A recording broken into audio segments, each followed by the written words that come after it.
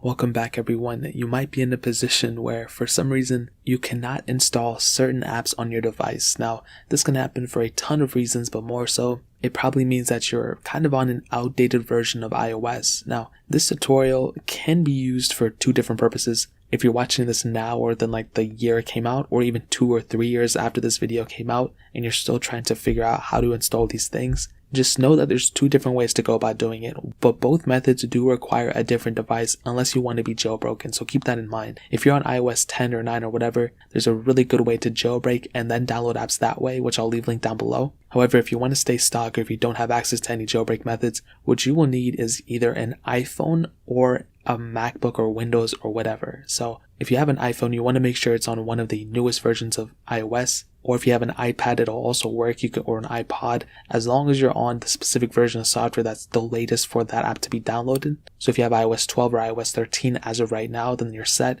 So if you have an iPhone 6, then you're good. But if you're watching this a year later, obviously things are going to change. But what you want to do is on that new device, okay, so let's say you have an iPhone 7 that's on iOS 13, then you're good. What you want to do is you want to go into that app store and you want to download that specific app that you want to download. So let's just say I want to download, let's say whatever, it doesn't matter, Snapchat. What you can do is download Snapchat from that newer device. And once you have it downloaded, you want to go to your older iPhone, your older iPod or iPad or whatever, and you want to refresh the page and you'll see that you have a little cloud icon right next to the app. What this allows you to do is hit download the app and it'll actually go ahead and circle around and you'll pretty much be able to download an older version of that app that's suitable for that version of software. I find it really weird you're not actually able to download it without having that other device download it, so it's completely weird. I made a video of this last year and I just think it's weird. I don't know why Apple does this, but it is what it is. We can't really do anything about it. So that's the first way going about doing it, is to download every single app on that other device and then pretty much download the older version on your new device using the same method that you would have before.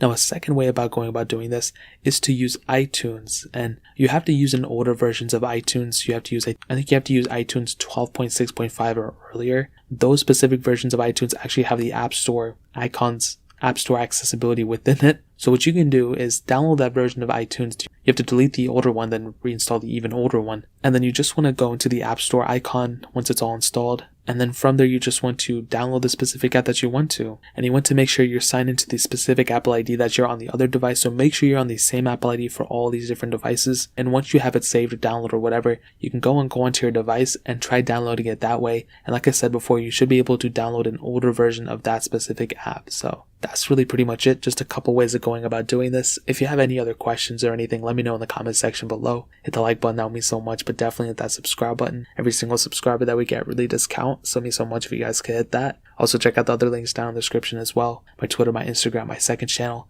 More importantly than everything else, I love every single one of you guys. Hopefully I'll catch you guys in the next video. Peace out till then.